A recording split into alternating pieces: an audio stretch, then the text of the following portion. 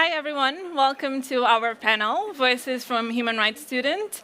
My name is Miriam. I'm going to be the moderator. We are all students from the Erasmus Mundus program, master's program in Human Rights Policy and Practice, which is a degree that basically combines students from a lot of different countries, as you'll see when I introduce my colleagues. And we study in University of Gothenburg, so we're here for this semester. In Deustu, Bilbao, we go to University of Roehampton in London, and then in Tromsø, Norway. So so this is us. I'm going to introduce briefly our panelists. We have Naomi, also from Portugal. We have Henri from Georgia. We have Andressa from Brazil, Samuel from the USA, and Michael from Belgium. We're going to talk a little bit about what brought us to human rights, how we see the human rights framework, and how our personal experiences and backgrounds influence our professional path. So we don't have a lot of time. I'm going to go right straight ahead for questions. I'm going to start with you, Andressa. I'm going to ask you a little bit about how did your background and how did the challenges that you faced as a person in Brazil, as a woman of color in Brazil, how did that influence your desire to pursue human rights? Okay, so as you know, I'm from Brazil, and Brazil is the country in America that received more black people as slaves throughout the whole America. We received 6 million black people. And that means that nowadays in Brazil, we have the most black community outside Africa. And however, even that we are the majority of the population, black Brazilians face many kinds of human rights violations. And this has like a real connection to the historical background in Brazil and how abolition took place without any kinds of policies to give lands to this population and include them in the society. So this makes that nowadays black people live in poor communities in Brazil and are those in the margins of the society, and those who face more police violence, those who have less access to health, education, and to formal jobs, and those that are most murdered in Brazil. So growing up and seeing all of this, I started to feel this rage inside of me and this spark to try to do something for my people. So I started in law school and I got connected to human rights there, and I became an assistant professor in human rights and gender and race rights and also refugee rights. And seeing is in Brazil, the legal area is really an elite area. It's really hard to connect with black practitioners and see black people in high positioning in the law firms and companies. So some friends and I, we started a project called Black Legal Practitioners Network, which connects black practitioners throughout Brazil and also give them more opportunity to qualify them and insert them in the legal market. And throughout my experience, I think what I really noticed is that human rights knowledge don't really access black vulnerable communities in Brazil, and that this is maybe a strategy for those empowered to keep the status quo. Because, I mean, in one hand, we are the majority of the population, and on the other hand, we are those in the base of the social pyramid regarding access to rights. So my pursuit to be here today and to become a human rights worker is try to do some change through education and to give more access to my people and knowledge about race, gender, and class literacy for them to try to change the structure of the society. That's wonderful. Thank you so much. You talked a lot about the importance of formal and informal education in your growth and in bringing you here today. I'm going to bring that topic to Naomi because I know that you have a very interesting education experience. If you want to share that with the audience and all of us, please. Yeah, of course. Thank you, Miriam. So, as you know, human rights is not very part of the formal education in Portugal, and I think that's quite a universal truth. But growing up, my first 9 years of formal education were spent at Escola da Ponte, which is public school that has an alternative type of education system. So what they favored was kind of a bubble of human rights where students were part of the society. We could engage between each other without interaction from professors. We had no lectures, no tests. We knew what we wanted to study. And even though For instance, Children's Right, it was Children's Day. It was not a day where we were just outside playing. It was a day where we learned about children's rights and where we understood even further what society is. And for me, this was like the ground start to understanding what the society I want to live in is. And as I went to high school and then to college, and I studied biology, so very far away from a direct implication with the human rights field, I started feeling the need for a more direct approach with human rights, and I started working in a volunteer project in Porto, in my home university, where I went to college and high school mainly. We're starting to go into younger years now, but our goal was to inform people about the human rights that we have, how they work, what they are, and the most shocking moment that I always had was understanding that most people didn't even knew what they were. People my age, people older, people younger, they didn't even knew about the Declaration of Human Rights. They didn't know about the UN. They knew nothing, and for me that was a huge shock, and it made me realize the need for this human rights approach and how important it is that we at least acknowledge, even in countries that are part of the EU and that are supposed to be fulfilling all human rights, it made me realize how important it is that singular people and members of the society have to acknowledge the human rights that we have. And this is what mainly led me to this program, because I felt that the tools that it will provide me will be very important to take it further and make it go even closer to more people. That's interesting that you mentioned that in Portugal, because that is also a bit of my experience, that we don't discuss human rights issues on a community level, right? So it's much more like a distant topic. But nowadays we see that the human rights discourse is being co-opted massively by political actors, by the media, and it's very present. I'm going to bring that to Michael. Michael, you're from Belgium, and you've worked in Brussels, so you're from the so-called EU bubble, right? So it's how did that institutional framework influence your career path in human rights so far? What's your experience in that specific environment? Sure, this is working. Yes. Yeah. Thanks, Miriam. I think it is indeed fair to say that human rights these days are very politicized, very highly opinionated, very sensitive, partly because of social media and the things that are going on there. And we see that on the political spectrum, I guess, both the radical left and the radical right are really capitalizing on this, and they're accusing each other of different things. The radical left is being accused of being ultra woke and of seeing violations in almost everything, whereas the right is being accused of being ultra conservative and of not being very attentive to certain sensitivities and seeing no boundaries to the freedom of speech, for example.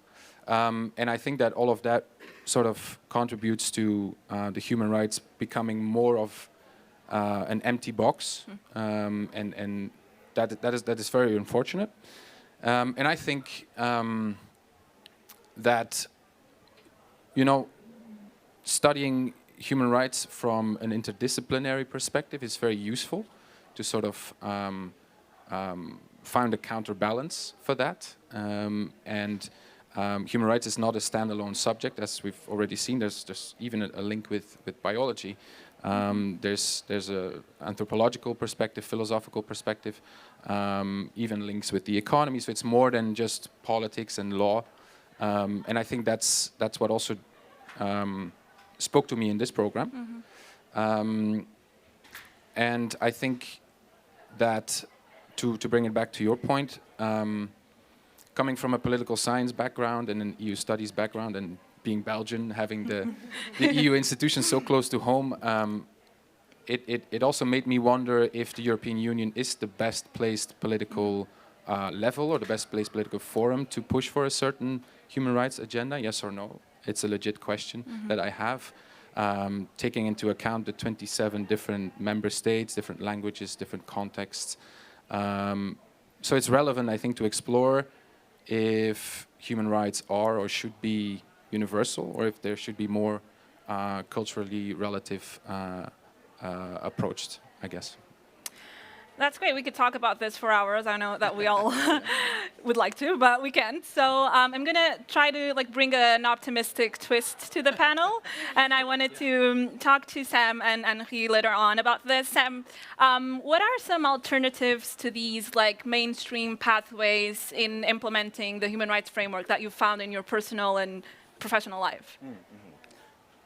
Yeah. So I think it is interesting how our initial conversations and stereotypes of human rights is usually around these institutions in Brussels and these major legal documents. And I think that sometimes presents challenges for a lot of the effective movement building that we try to do.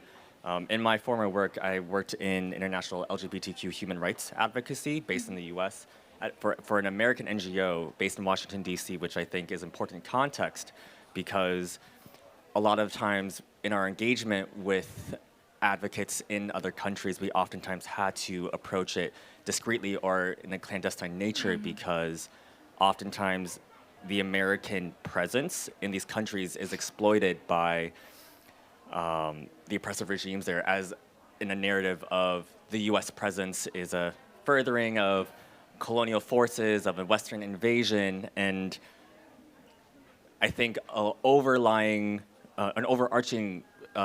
issue that this presents is having to acknowledge that the US, Western Europe, the EU presents legacies of violence and colonization that can't just be ignored. And I think I've seen in my work that has caused many obstacles that we have to navigate through. And I think something that has been so eye-opening is in our engagement with human rights defenders on the ground. And I think recognizing that these people are fighting day in and day out, oftentimes without recognition from the UN, and are able to do things that UN bodies, that the US NGOs will never be able to do because they are of the people, of these communities that are able to push these movements forward and combat these narratives that I think strangle Western human rights frameworks oftentimes. And so I think it is really imperative when we do talk about human rights frameworks to expand our conceptions of what are the capabilities and capacities of implementation of this type of framework outside of just generic NGO or international institutional bodies. That's perfect that you brought up the importance of grassroots community-based responses because it contrasts very well with what Michael was saying. Henri, I'm going to bring the same question to you to close up the panel and see if we still have time for one or two questions. Yeah, of course. Hi. I used to believe that only highly educated and experienced people such as lawyers, judges, UN officials, or even state representatives could actually discuss human rights and contribute to the implementation of the human rights framework. So as a law student, I thought that human rights could be applied to the real world only by those who create and implement the laws and policies. However, later on, when I worked with human rights defenders, activists, grassroots movements, and I gained more hands-on experience in the field, I realized that in any political, social, or cultural context, we may use the human rights framework daily without even realizing that we are using it. For example, now I start to remember a few episodes from my past, like when I was in high school, my classmates and I had to do this group project on education in children, and that was my first time when I found out about the Convention on the Rights of the Child. And we put some articles on the poster and put it up against the wall in a classroom. And at that time, little did I know that I was in fact using the human rights framework.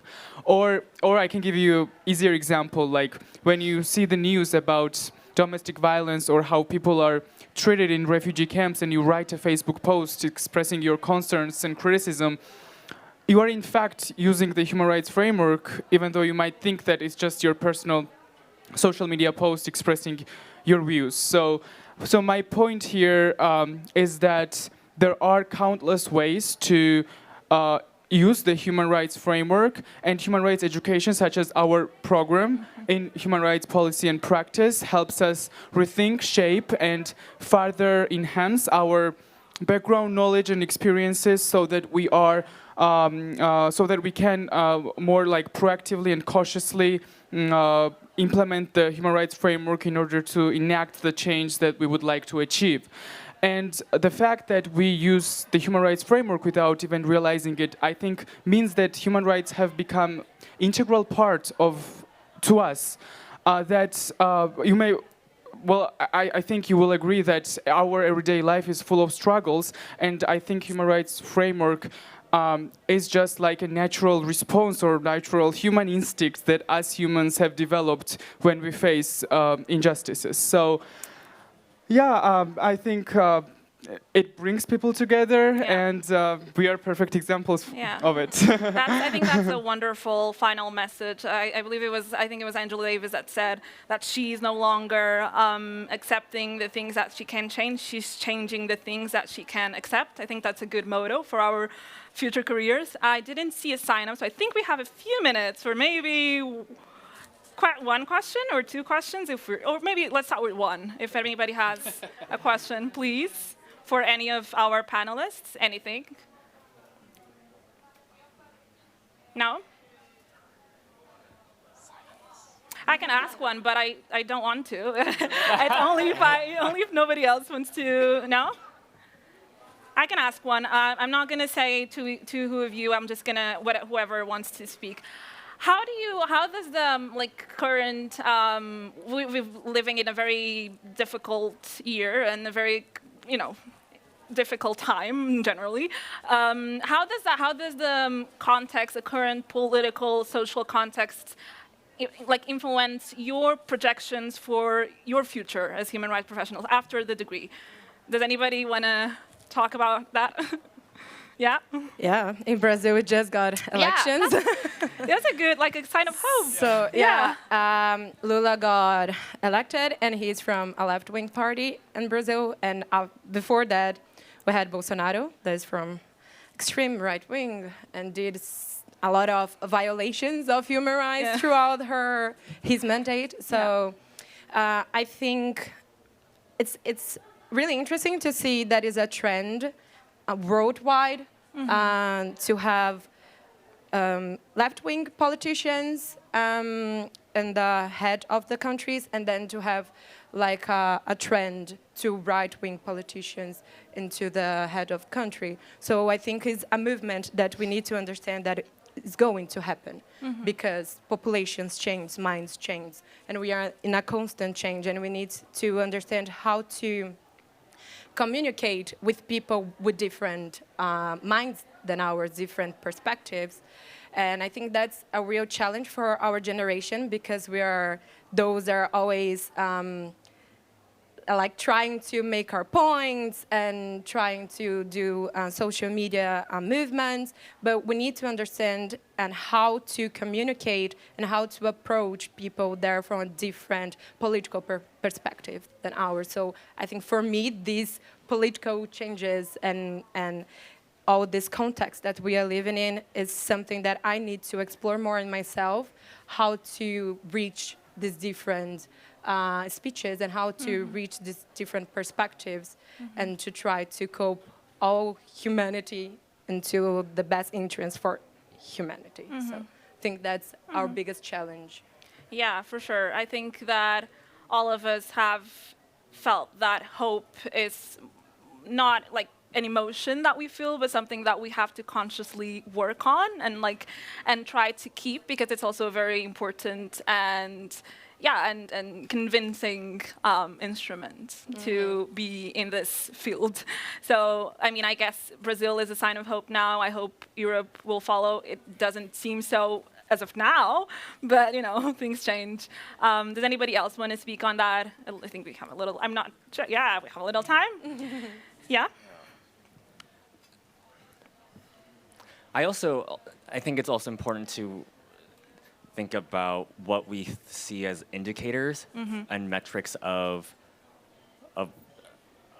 I think, movement and progress in human rights outside of just electoral political platforms, I suppose. I think this becomes really prominent in the U.S. with, I think the U.S. is notorious for being quite siloed and away from the international movement building work at all. And oftentimes there's this rhetoric that once you have a progressive candidate that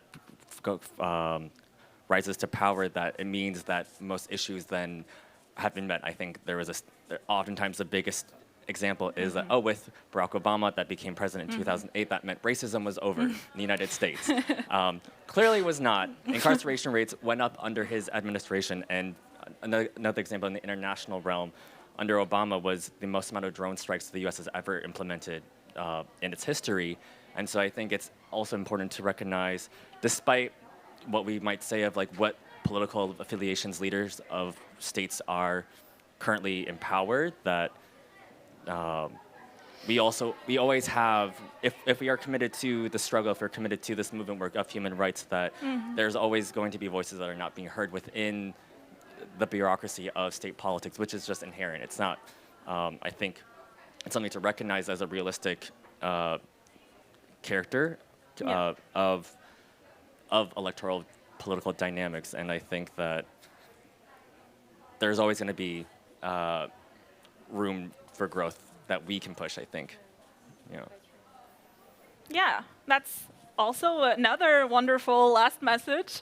I mean, I think we have. Does anybody have any final notes, any final thoughts they want to throw out? No, I think we covered a lot. Oh, you? Okay, yeah, final notes. No, I just want to highlight how important it is that we all take this with us, and even if it's a coffee conversation, even if it's a tram conversation, even if it's a sticker that you have on your computer, it spikes conversation. It spikes the neuron in your head that gets, okay, I have this right, I need to defend my right. A few years ago, I had these stickers with, like, I glued basically the entire Declaration of Human Rights on my computer because I didn't want to throw them out after I had done like a brainstorm with them. And I just glued them all there. And at some point, they were in Portuguese, and as I was going around with them, people were like, what is that? What is that? And at least it was 2 minutes in my day that I was talking about it, that people were hearing about it. And it's kind of funny now because they're all like coming out in pieces. I've already lost my right to education. I'm almost losing my right to life. So it's kind of a interesting metaphor, I guess, but at least give yourself 2 minutes to talk about it. I guess that's like a highlight of what we've been saying. Yeah. Yeah, thank you so much. I think a round of applause for our panelists.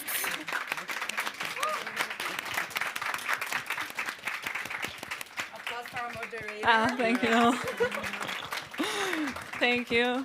Thank you all. Thank you for coming. If you want to check, ask questions about the program, about ourselves, we're going to stick around today and tomorrow. So we're free to talk with whoever wants to talk to us.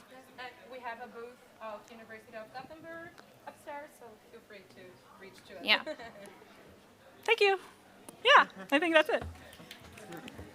Okay.